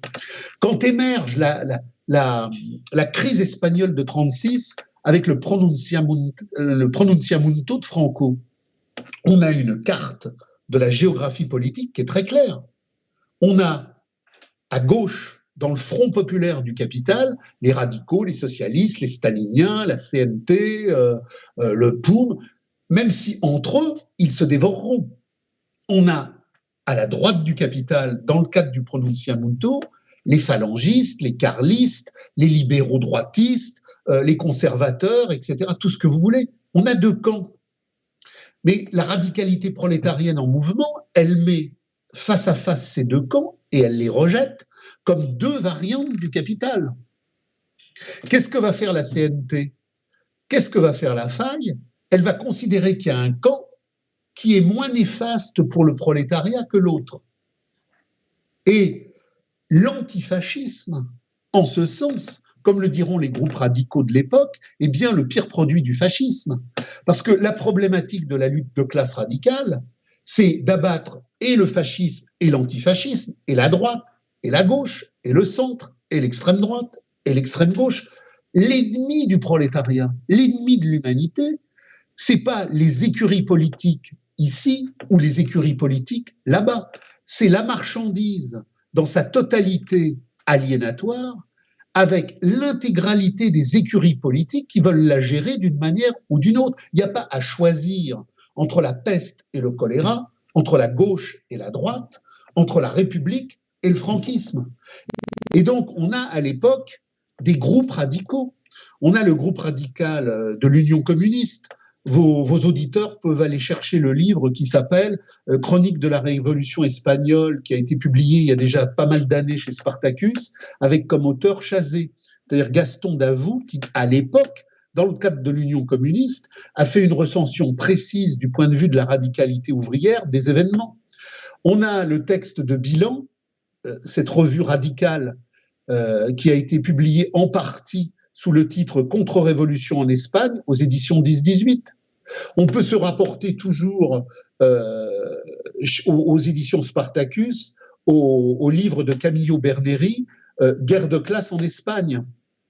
On peut se rapporter au texte de Benjamin Péret et de Muniz, Les syndicats contre la révolution, qui a été publié chez Eric Losfeld. On les trouve d'ailleurs plus ou moins tous sur Internet dans des formes ou sous d'autres formes, puisqu'il y a beaucoup de sites qui ont produit des extraits, même si justement les sites qui les produisent font tout pour que nous ne comprenions pas la radicalité qui va jusqu'au bout de cela. Mais donc, ce qui est décisif, si vous voulez, dans cette expérience espagnole, c'est que quand en juillet 1936, le prolétariat s'insurge, et que dans les zones les plus radicales de la CNT et de la faille, non pas parce que la CNT et la faille donnent des ordres, la plupart du temps, la CNT et la faille sont débordées par un mouvement de radicalité qu'ils n'arrivent même pas à contrôler et qui leur fait peur. Et d'ailleurs, à la base, les gens se disent « mais enfin, on se fout de notre gueule ». Pendant des années et des années, on nous a dit « ah bah l'État », et maintenant, on a des camarades anarchistes ministres. Donc c'est ubuesque comme situation. Mais et là, on peut renvoyer au livre de Bornet-Boloten sur, effectivement, la révolution espagnole. On a donc, concernant des millions d'ouvriers et de paysans, des centaines de villages et des dizaines d'agglomérations urbaines, un processus de collectivisation radicale qui exproprie le capital. Mais cette expropriation du capital dans la zone républicaine, elle pose un problème énorme parce que l'objet premier de la zone républicaine, c'est pas de s'affronter à Franco, c'est de briser cette lutte de classe radicale.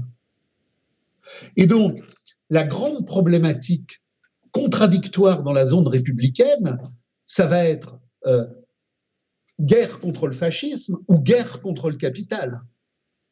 Il y a en zone républicaine des fractions de la gauche du capital qui s'opposent au franquisme sur une base capitaliste autre. Les franquistes et les républicains sont deux camps capitalistes. Mais il y a dans le camp républicain un troisième camp anticapitaliste. Et toute la problématique de la guerre d'Espagne, dans la géopolitique du moment qui prépare la Seconde Guerre mondiale, dans les agencements entre la France, l'Angleterre, la Russie, l'Italie, l'utilisation des troupes marocaines qui sont en première ligne dans l'extermination des ouvriers quand on prend une ville. Parce que les groupes ouvriers radicaux appellent à la fraternisation. La gauche du capital appelle à la mobilisation antifasciste. Mais les groupes radicaux comme Bilan, les groupes radicaux comme l'Union communiste appelle à la fraternisation contre tous les camps de l'impérialisme, contre tous les camps.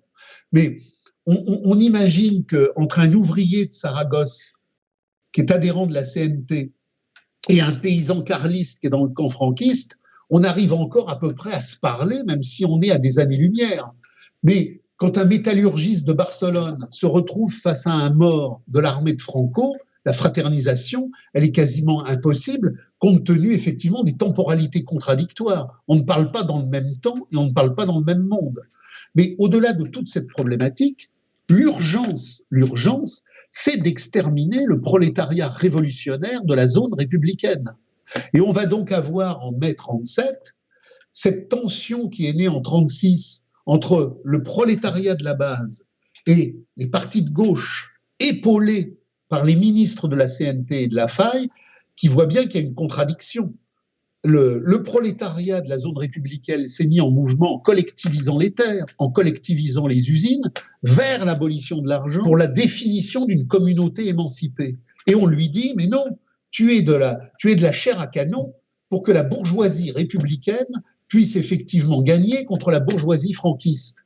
Donc les tensions vont monter, et en mai 37 à Barcelone, à propos d'une certaine zone où il y a un central téléphonique qui voit les différentes milices s'opposer, on va voir l'appareil d'État républicain enclencher contre les barricadiers un processus d'extermination physique et politique. Et que feront les ministres de la CNT? Et que feront les ministres de la Faille? Ils viendront épauler les staliniens républicains pour désarmer les prolétaires en armes qui se battent sur une ligne anti-argent, anti-État, et pour, en ayant brisé leur organisation, en faire effectivement de la chair à canon républicaine. Il y aura donc dans les journées de mai 37 à Barcelone des milliers de morts, des morts ouvriers massacrés par la gauche du capital antifasciste, et après on aura les prisons, après on aura les disparitions. Le POUM était un peu critique vis-à-vis du stalinisme, il n'avait rien de révolutionnaire. Mais il a participé à ces journées d'une manière ou d'une autre parce qu'il savait que sa structure politique était en jeu. Andrés Nin sera arrêté, sera torturé, et on retrouve la même pourriture idéologique de l'antifascisme que pour la commune de Kronstadt. Quand Trotsky a fait massacrer les marins de Kronstadt, dont les banderoles étaient « Abat le capitalisme d'État bolchevique, vive le communisme », Trotsky les a fait massacrer en disant que c'était des gardes blancs. À Barcelone, les ouvriers barricadiers qui se battent pour le communisme et l'abolition de l'État et l'abolition de l'argent, qui dénoncent la bourgeoisie républicaine antifasciste comme expression la plus moderne de la contre-révolution, se font massacrer en étant désignés, internés et interdits de toute explication, comme la 5e colonne de Franco.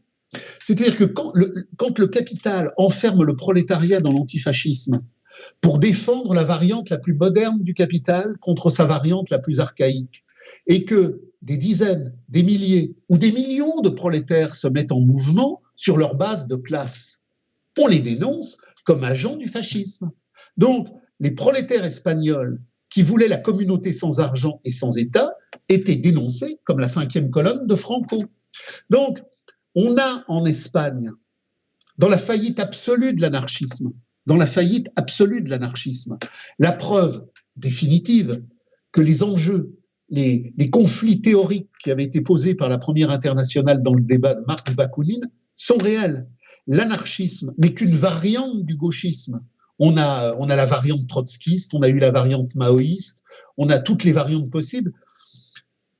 La variante libertaire est la variante qui, à travers ce qu'elle a subi en Russie, parce qu'elle a été elle-même poursuivie policièrement et que des militants anarchistes ont effectivement subi la vindicte totalitaire, elle avait en quelque sorte une aura. Elle avait une aura du style « on n'a rien à voir avec le soviétisme, le socialisme d'État qui a lieu là-bas ». Sauf qu'à Barcelone, main dans la main, les ministres de la CNT et la police démocratico-stalinienne de la République ont stoppé, écrasé et fusillé les barricadiers.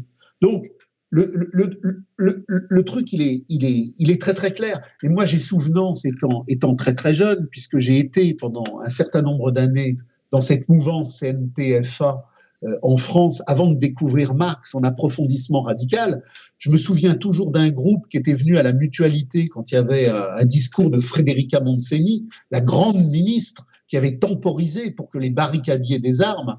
Il y avait un groupe radical de l'époque qui s'appelait Union ouvrière pour l'abolition du salariat, et ils avaient distribué un tract qui avait fait explosion en ma tête pour redéfinir les arcanes des totems et des tabous. Ce texte, alors je m'en rappelle pas avec une précision parfaite, mais c'était un truc du style anarchiste, jetez votre chemise, elle est rouge du sang des prolétaires.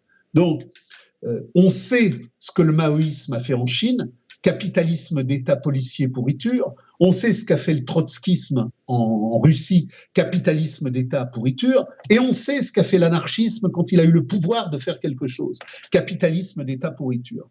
Donc, anarchisme, maoïsme, trotskisme, toutes les variantes du capitalisme de gauche et d'extrême gauche sont des variantes anti-prolétariennes qui reproduisent à l'infini la marchandise totalitaire.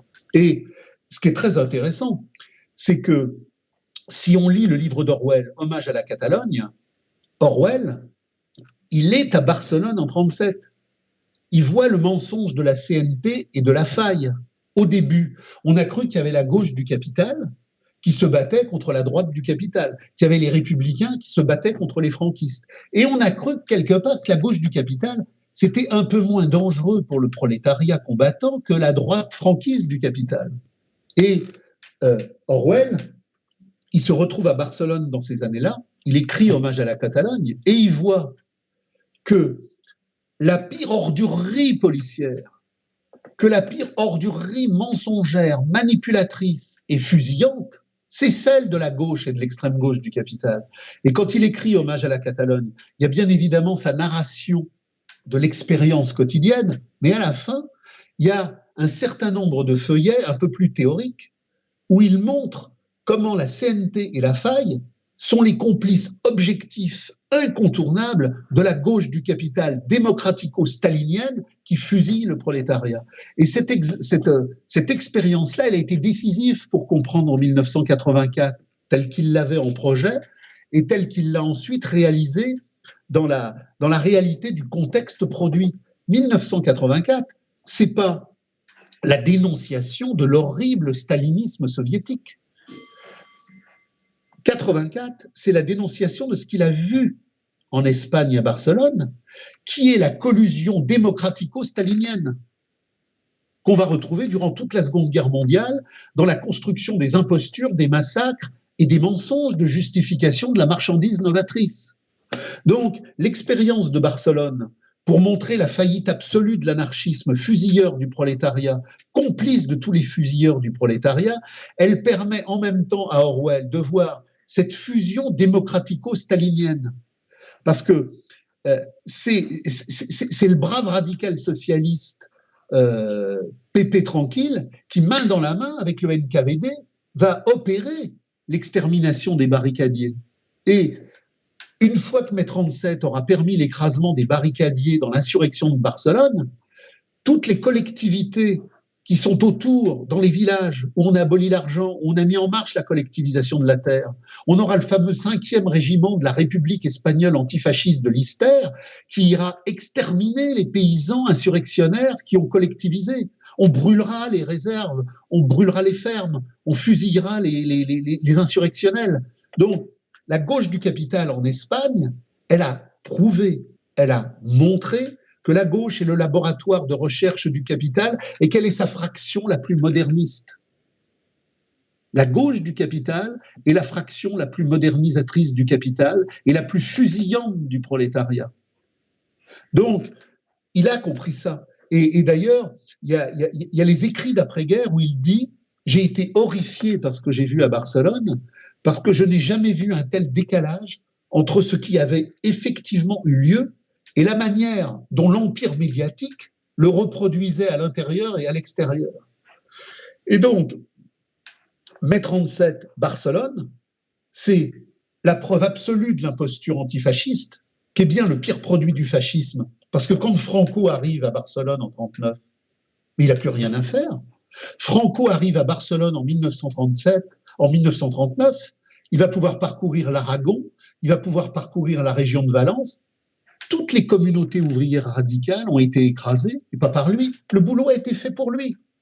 C'est la gauche du capital qui a écrasé l'insurrection ouvrière, c'est la gauche du capital qui a enfermé le processus révolutionnaire dans les pièges démocratico-staliniens de la gauche du capital. Franco peut rentrer dans la totalité de l'Espagne, rien à signaler, le prolétariat est écrasé. Et écrasé par qui?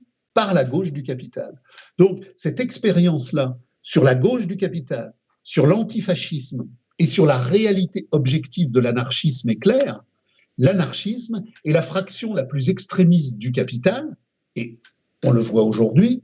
On retombe sur la discussion que nous avons eue tout à l'heure sur les catégories sociales et sur la catégorie de classe.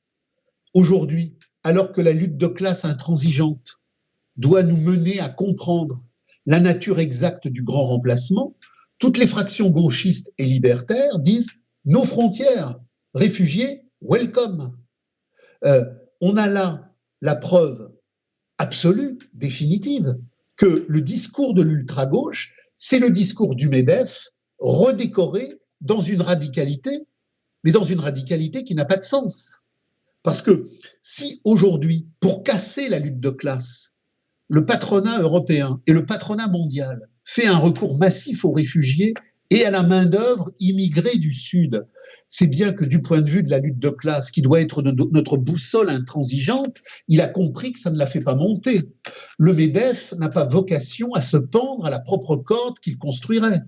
Donc, quand le MEDEF et tous les MEDEF du monde disent « réfugiés, welcome », c'est bien parce que du point de vue de la lutte de classe dont nous avons parlé tout à l'heure, au regard du livre 3 du Capital, ils ont compris que ça ne la fait pas monter et qu'au contraire, ça la fait baisser. Et que font les gauchistes et que font les anarchistes? Bien loin d'avoir une analyse de classe du processus de remplacement, ils disent « émigrés, welcome ». Donc, le type d'extrême droite, il voit bien qu'il y a un grand remplacement, tout le monde le voit, mais il n'en comprend rien du point de vue de la lutte des classes. Donc, il s'enferme dans un conservatisme archaïque identitaire, pro-marchand. Mais le gauchiste qui dit « mais c'est génial », il est dans le même conservatisme identitaire marchand, mais à l'envers. Donc, sur la problématique des réfugiés, de l'ultra-gauche à l'ultra-droite, tout le monde fait œuvre de radicalité absolue aliénatoire pour ne pas comprendre la dimension de la lutte des classes. Les identitaires ne veulent pas d'immigrer sans rien comprendre à la problématique de la lutte de classe qui fait que justement on les fait venir. Et les ultra-gauchistes, dont les anarchistes sont les plus niais extrémistes, ne comprennent absolument pas que s'ils comprenaient la lutte de classe, ils comprendraient pourquoi le MEDEF dit « réfugiés, welcome ». Donc si vous voulez, tout est bouclé.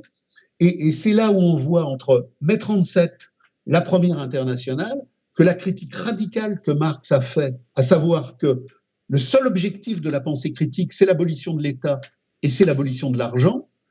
Et à partir de là, que l'anarchisme, c'est tout ce que l'on veut, sauf l'abolition de l'État et l'abolition de l'argent, parce qu'au-delà des discours de fausse radicalité, dans la pratique, ce sont toujours les mercenaires de l'argent et de l'État. Il y a deux ouvrages à lire, qui sont deux petits ouvrages, mais extrêmement riches du point de vue de la radicalité subversive. Raoul Brémond était un ouvrier qui, dans cette mouvance autour de Bilan, autour de la guerre d'Espagne, autour de toutes les subversions qui émergeaient contre le fascisme et contre l'antifascisme, défendait la ligne intransigeante, non pas de choisir un camp contre un autre du capital, mais de dire combat absolu contre toutes les fractions du capital. Et à partir de là, il a écrit un petit opuscule qui s'appelle La communauté, mais qui est profondément riche, qui est profondément dense, et où est posé justement le problème que Hegel et Marx avaient posé sur l'aliénation. Qu'est-ce que la communauté? La communauté, c'est le rapport de transparence à l'humain qui abolit les aliénations, qui abolit les servilités, qui abolit l'argent et la valeur d'échange. Et tout ça est posé, mais dans des termes simples, parce que ça part pas de Hegel et de Marx, ça part quelque part de la vie concrète d'ouvriers qui, dans les usines, se sont battus. Et à travers un vécu quotidien simplement posé dans sa simplicité, finalement, retrouve toutes les grandes articulations philosophiques les plus radicales. Et quant à l'ouvrage sur l'incontrôlé de la colonne de fer, c'est Debord et sa compagne qui l'ont traduit, et on le trouve dans sa formulation première aux éditions Champs Libres. C'est justement un prolétaire de base qui, dans la colonne de fer, au moment où la CNT et la Faille sont en train d'opérer le mouvement vers la grande trahison, mais qui n'est pas une trahison, puisqu'on ne trahit jamais, on révèle sa vraie nature. Donc la CNT et la Faille sont en train de révéler leur vraie nature, après avoir eu un discours contre la militarisation des milices. Ils ont une pratique de laisser faire. D'ailleurs, quand nous parlions tout à l'heure de mai 37, il y a une partie, entre guillemets, de radicaux qui, au sein de la CNT, ont récusé la collusion ministérialiste avec les démocrates et les républicains du camp capitaliste de gauche. Ils se sont appelés les Amis de Durruti. Et ce groupe qui s'appelait les Amis de Durruti et qui appelait à une junte militaire radicale contre l'État et contre l'argent, se sont retrouvés en situation de dissidence radicale contre les ministres de la CNT. Et on a entre guillemets la même dynamique dans le texte de l'incontrôlé de la colonne de fer, puisqu'il montre bien qu'il y a une dichotomie radicale entre la guerre d'Espagne comme affrontement entre les franquistes et les républicains, qui sont donc deux camps du capital, et d'autre part les milices ouvrières qui se sont insurgées, non pas pour conserver une forme de capital contre une autre, mais pour l'abolir. Donc on sent dans ce texte les tensions, les appréhensions, toutes les désillusions, toutes les tristesses. Et finalement, c'est un très bon compte-rendu de la réalité de base du milicien de base.